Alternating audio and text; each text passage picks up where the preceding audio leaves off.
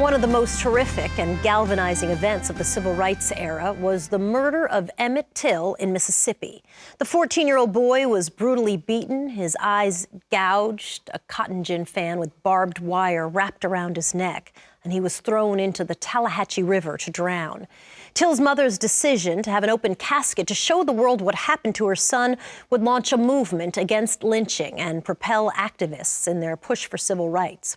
60 years later, stunning new information involving the white woman at the center of the case.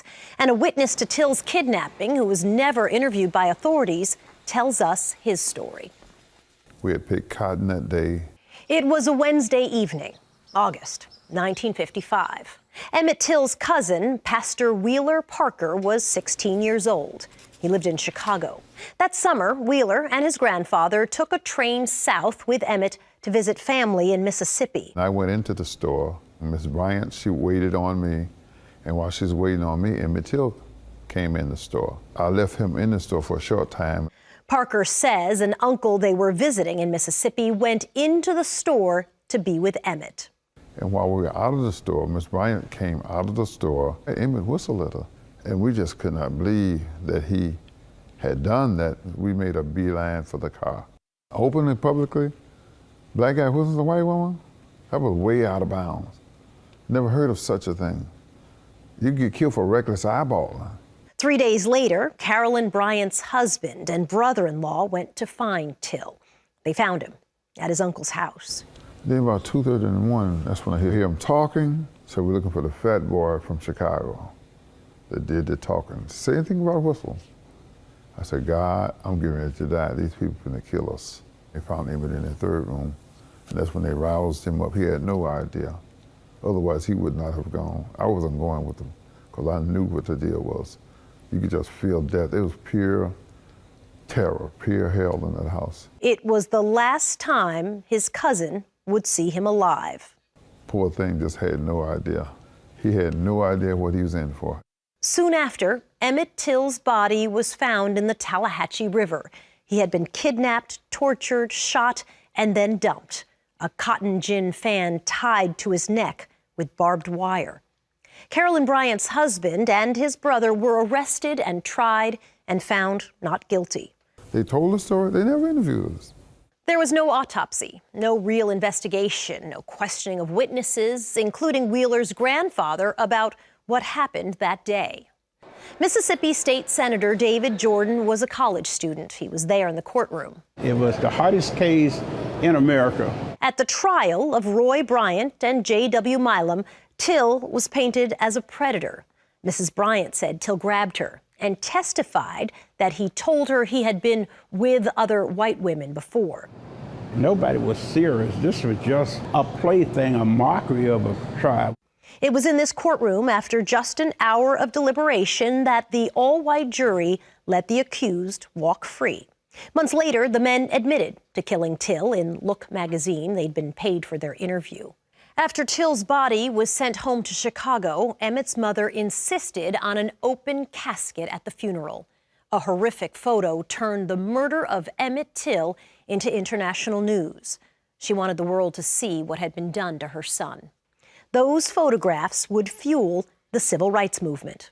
He didn't die in vain, because a lot of good came out. Rosa Parks, a few months later, when she was asked to give up her seat to a white man, she said she thought about Emmett Till. And she got the fire in her belly to stand up. Carolyn Bryant's story was engraved in history. Now, 6 decades later, historian Tim Tyson reveals what Carolyn Bryant told him. Tyson says Bryant lied about Till touching her or uttering obscenities. She says that part's not true. Carolyn Bryant is still alive, and some question whether she had knowledge of Till's death. Pastor Wheeler described his grandfather running outside when men kidnapped Emmett. He heard them ask this to one, and he said, it sounded like a woman's voice. It identified him. I don't know exactly the word she used, but it identified Till as being the one that did the talking. Remember, they're not talking about a whistle. They're talking about doing the talking, which I understand now, there was no talking. It was a lie that galvanized the civil rights movement. What's going on, Graveyard Shift family? It is your fearless shift leader, Dalen Spratt, clocked in for another amazing shift. Y'all, this shift has been requested by countless people, and I have always said that I was going to make it a point to get to Chicago and try to come speak to this young man. This story hits home because I remember growing up and my dad just like always just telling me the story of young Emmett Till and just how tragic his death was and just everything that sparked from it. He used to just always tell me how powerful the picture of Emmett Till being placed in Jet magazine was, and how it was an image that when he first saw it as a child, like it never left his mind. And then you just, you get older and you start researching the story of Emmett Till, and you see that it was just this young boy from Chicago who ends up going down south to visit his family.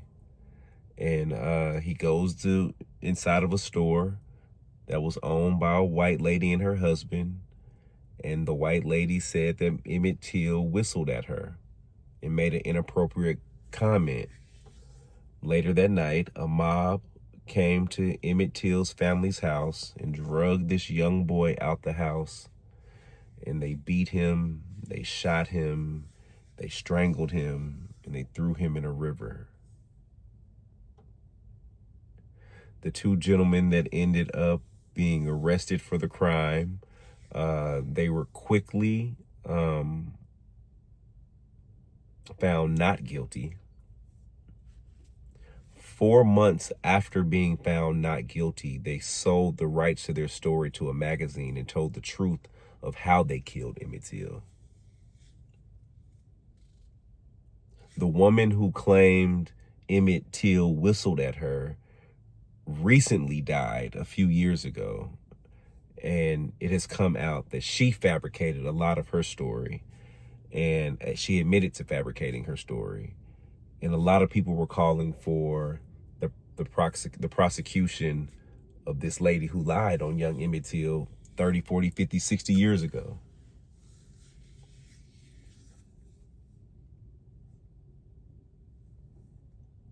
It's just a crazy story all the way around, and it literally set the motion for the civil rights movement. So it's definitely interesting to come here and to be able to visit the final resting space of young Emmett Till, just someone, like I said, who I've always heard about. If you haven't seen the movie, please check out the movie. It's a really good movie.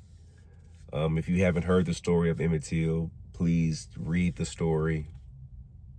And I'm sure I've placed some clips and some pictures somewhere in this video, so I apologize if the imagery may be a lot to some, but I do find it necessary to post this story in its truth. So yeah, it's really windy outside, so I don't know how a session is going to be, but let's go over to his resting space and pay our respect. And if we can, I would love to try to get a quick spirit box session in, but today it is very windy in the Windy City. But let's check it out. I hate that it is so windy today, but I want to show you all the final resting space of little Emmett Till.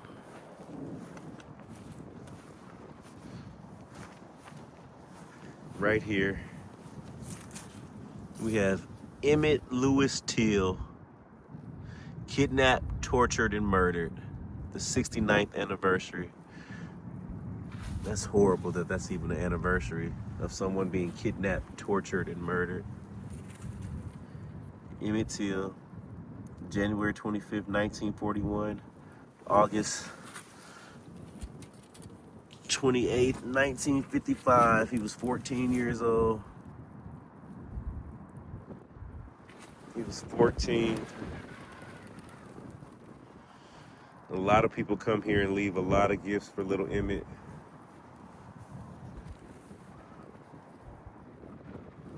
Emmett, my name is Dalen. I come in peace, love, and respect. And what I do is I come to wrestling communities like this and I speak to those who may not have been spoken to. I know people talk about you and think about you all the time. I just wanted to come by and pay my respect. It's very, very windy, y'all. Let me get my spirit box and see if I can just try to do a quick session.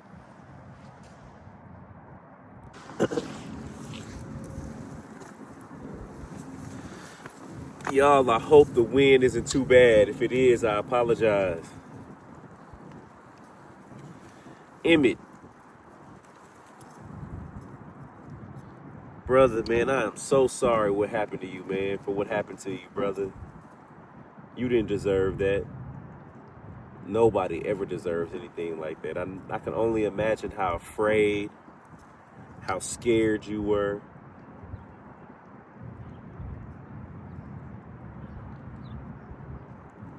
I would like to speak to Emmett Till.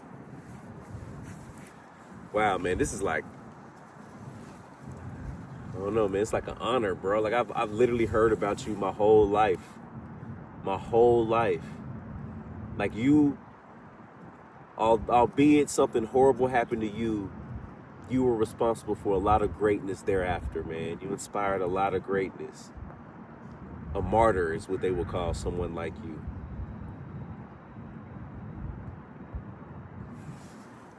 Emmett, are you here?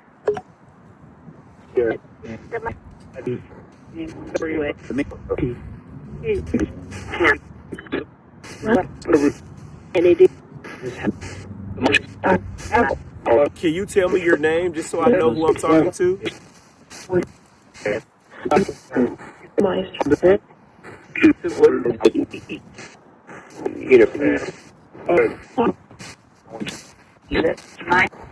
It just verifies for me that I'm talking to who I came here to talk to.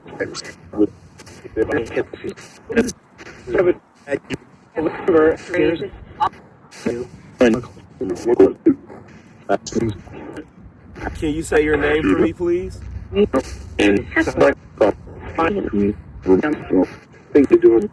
our backseat.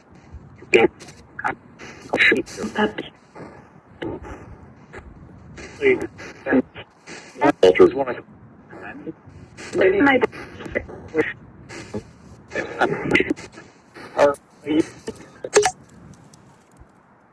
starting to feel a little way, like my stomach's starting to hurt. Let me try this other box. Emmett, are you here with me, buddy?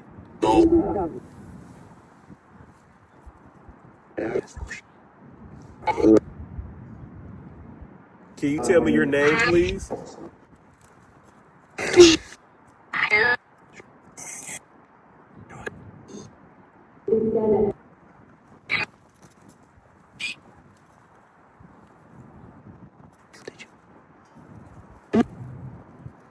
I would love to hear you say your name, please.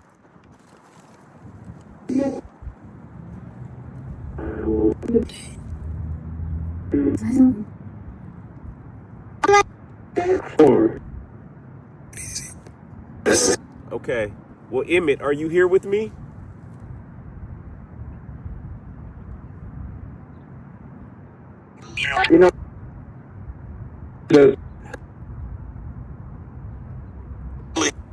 What can I do to speak to Emmett, please?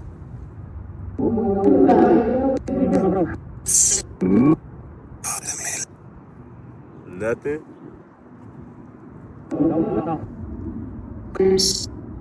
It sounds like there's a lot of people being protective over Emmett right now.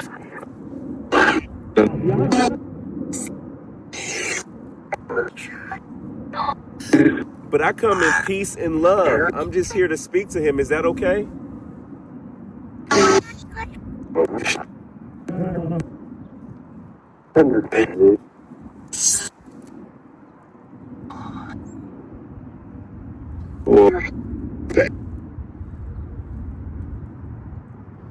Is there someone trying to stop me from talking to Emmett?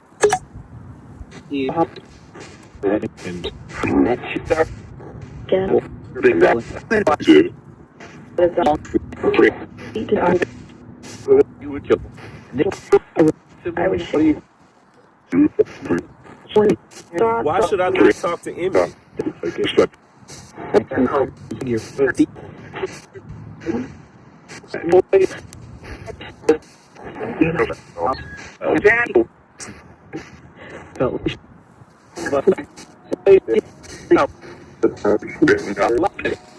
Emmett, can I ask you a few questions about your life?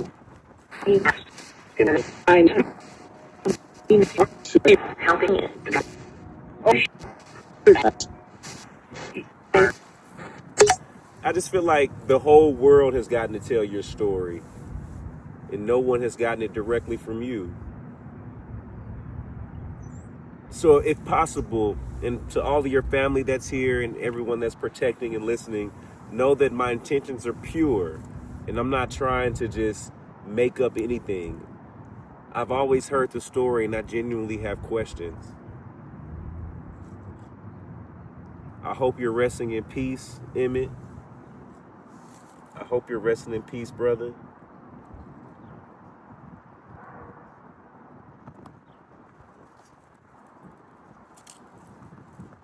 Emmett, how do you feel knowing that your death sparked an entire movement?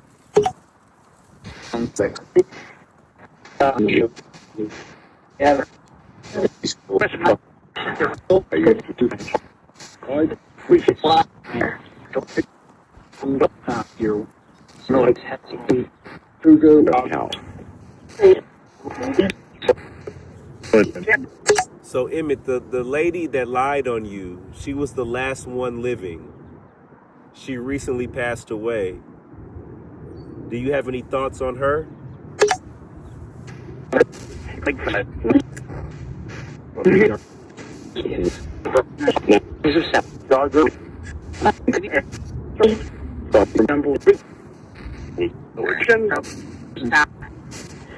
Do you think she will ever receive her justice?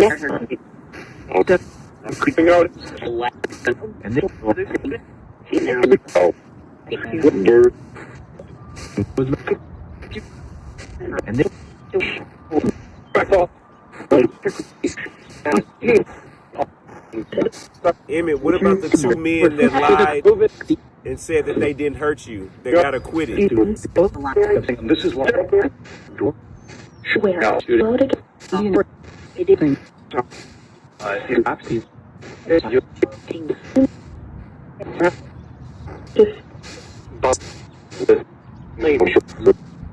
like that. So I like world. You did. Who are you with now, Emmett? Is it your family? Are you with your mom?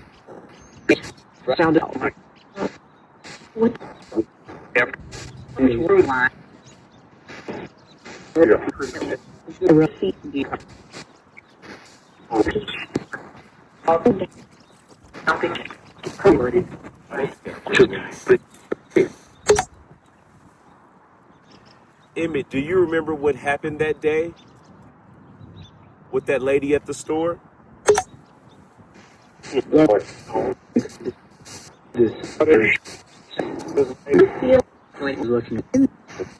said you were looking, and what happened?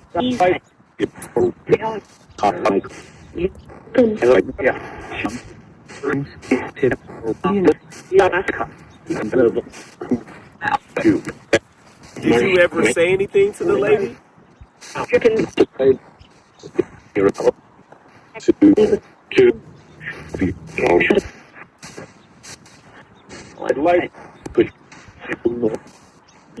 Did you have any interaction with the woman?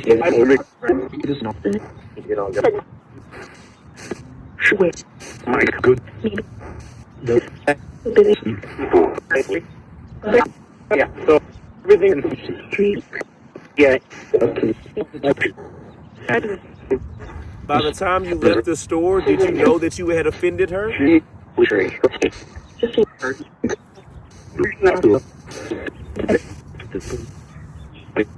know, like you. No,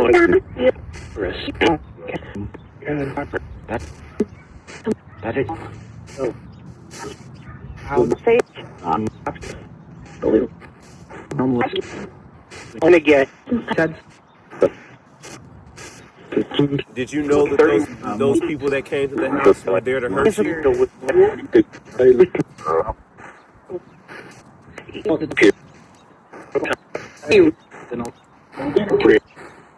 I just feel it. You know,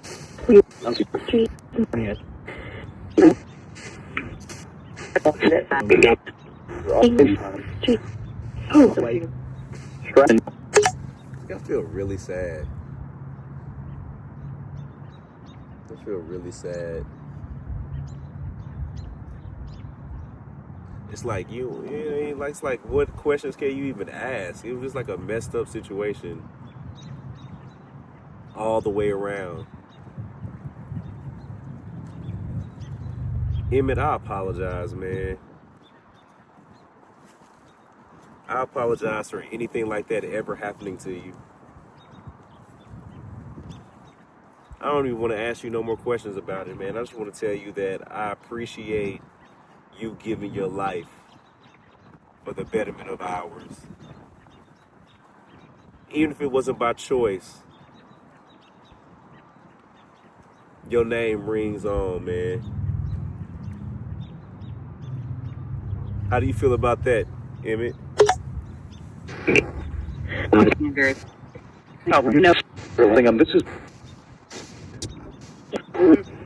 Does it make you feel good to know that you will never be forgotten?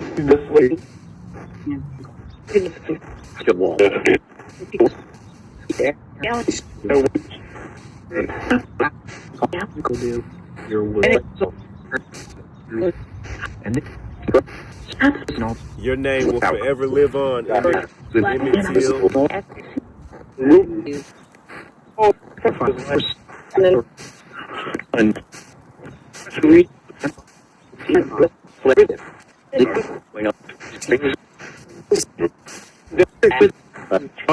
Is there anything you would like to say? I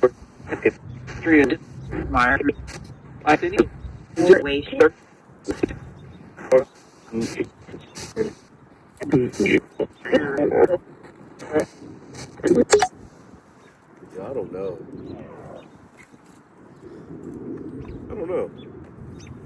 I just feel really, really sad. Like I've never felt like this before. Like it's just an overwhelming sense of like sorrow.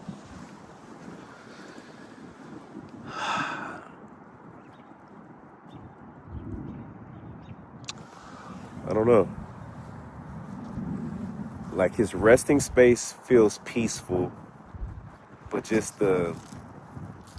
just doesn't feel at rest. It doesn't feel at rest. And I feel bad for even coming over here, like even talking about it.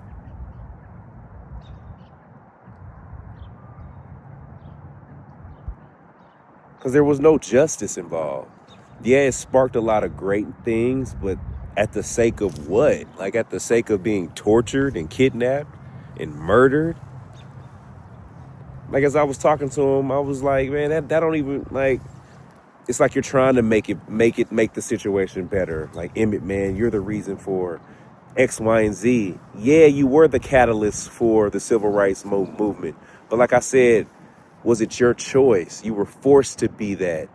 And through what? Through the sacrifice of your life in a painful, painful way. I wouldn't wish that on anybody. That's a heavy load for anybody to carry, let alone a 13, 14-year-old young boy. That's the energy that you feel sitting at his resting space. Like, even after all these years, like, no, it ain't right. It wasn't right. And there is no peace attached to that. There was no justice attached to that.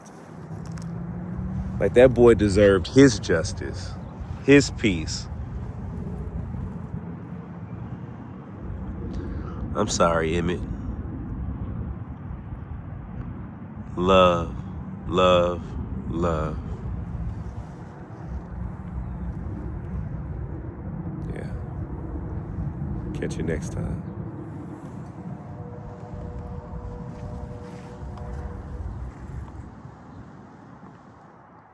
Well, a grand jury in Mississippi today declined to indict the white woman whose accusations set off the lynching of Emmett Till nearly 70 years ago. Carolyn Bryant, now 88, initially claimed that Till made unwanted advances towards her at her family's grocery store. It led to the brutal torture and lynching of the 14-year-old. The prosecutor said the grand jury found insufficient evidence to charge Dunham. The white woman who accused Emmett Till of making advances toward her has died.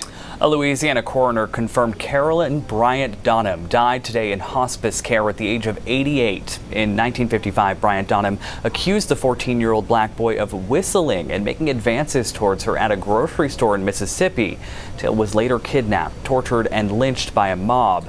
Till's death became a catalyst in the civil rights movement after his mother insisted on an open casket at his funeral.